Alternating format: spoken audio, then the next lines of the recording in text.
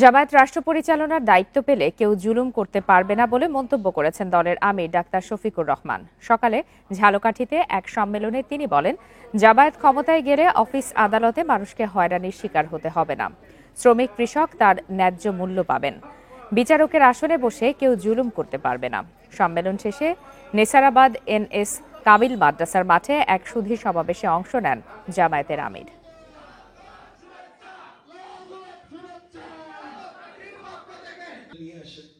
শ্রমিক তার ঘামের অধিকার পাবে, মূল্য পাবে। কৃষক তার মাঠে যে ফসল ফলায় তার মর্যাদা পাবে।